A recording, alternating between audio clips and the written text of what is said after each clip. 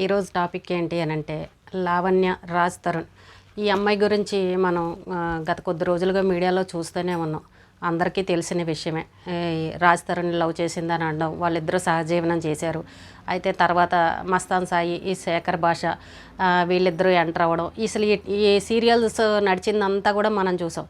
అయితే ఈ రోజున ఈ అమ్మాయి టీవీ9 ఇంటర్వ్యూలో మాట్లాడుతూ చాలా బాధపడుతూ ఉంది. కళ్ళనీళ్ళు పెట్టుకుని నేను చాలా తప్పు చేశాను, రాజ్ తరుణ్కి నేను అన్యాయం చేశాను, తనలాంటి మంచి మనిషిని నేను ఈ రోజున దూరం చేసుకున్నాను. మస్తాన్ సాయి, శేఖర్ భాష వీళ్ళ వల్ల నా జీవితం నాశనం అయిపోయింది.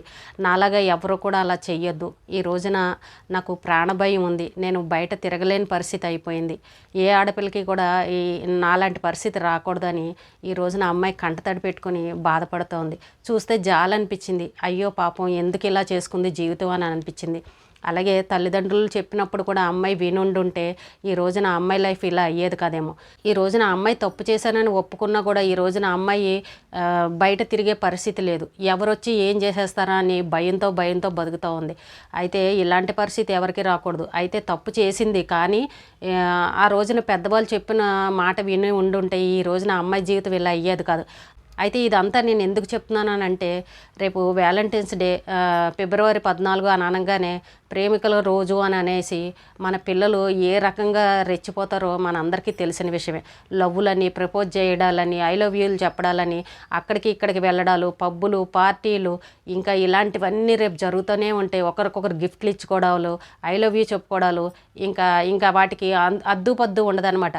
ఇంట్లో పేరెంట్స్ ఎంత చెప్పినా కూడా ఈ పిల్లలు చేస్తూనే ఉంటారు.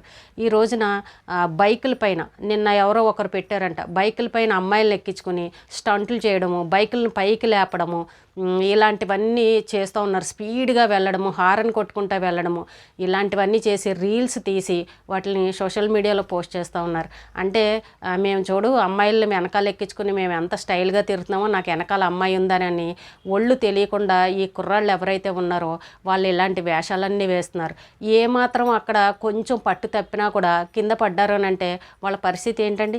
వెనకాల ఒక ఆడపిల్ల కూర్చుంది, ఇంట్లో పేరెంట్స్కి తెలియకుండా వచ్చి ఈ అబ్బాయి బైక్ ఎక్కి తిరుగుతూ ఉంది. ఏదైనా గబుక్కుని యాక్సిడెంట్ జరిగిందనుకో ఎవరు బాధ్యులండి?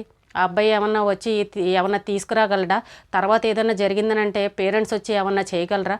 అసలు వీళ్ళు ప్రాణాలతో చెలగాటాలు ఆడుతున్నారు కదా. యాక్సిడెంట్లు అయితే ఎవరు బాధ్యులు ఉంటారు? అసలు వీళ్ళకి కొంచెమైనా సరే బుద్ధి ఉందా? ఆడపిల్లలకి ఎన్ని రకాలుగా పేరెంట్స్ చెప్పినా కూడా ఇంట్లో వాళ్ళకి తెలియకుండా వచ్చి ఇలాంటి పిచ్చి పిచ్చి వేషాలు వేస్తున్నారు. రేపు కూడా ఇలా పబ్బులు, పార్టీలని, అక్కడికి రమ్మన్నారు, సినిమాలు, షికార్లని ఇంట్లో వాళ్ళకి తెలియకుండా వెళ్ళే ఆడపిల్లలు చాలామంది ఉంటారు. ఇప్పుడు ఈ అమ్మాయిని చూసి నేర్చుకోండి. ఈ అమ్మాయి కూడా ఇలాగే చేసి పాపం ఈ రోజున నా జీవితం నాశనం అయిపోయిందని ఈ రోజున ఎంత బాధపడుతుందో చూశారు కదా. ఇంట్లో వాళ్ళు చెప్పినప్పుడు ఎవ్వరూ వినరు, కానీ ఇలాగ అబ్బాయిల వెనకాల తిరిగి పిచ్చి పిచ్చి వేషాలన్నీ వేస్తూ ఉంటారు. తర్వాత ఏదైనా జరిగిన తర్వాత మా ఇంట్లో వాళ్ళు ఇలా అన్నారు, మమ్మల్ని అలా చేశారు, ఇలా చేశారని ఇలా వచ్చి వాళ్ళ పరువులు తీసి ఇష్టం వచ్చినట్టు వాళ్ళ గురించి మాట్లాడుతూ ఉంటారు. మీరు ఇప్పుడు ఇన్ని వేషాలు వేస్తున్నారు, ఎవరికో ప్రేమించానని, ఐ లవ్ యూ అని ఇవన్నీ చెప్తారు. అవన్నీ సక్సెస్ అవుతాయి అనుకుంటున్నారా? మీ ఇంట్లో పేరెంట్స్ ఒప్పుకుంటారా? ఒప్పుకోరు కదా.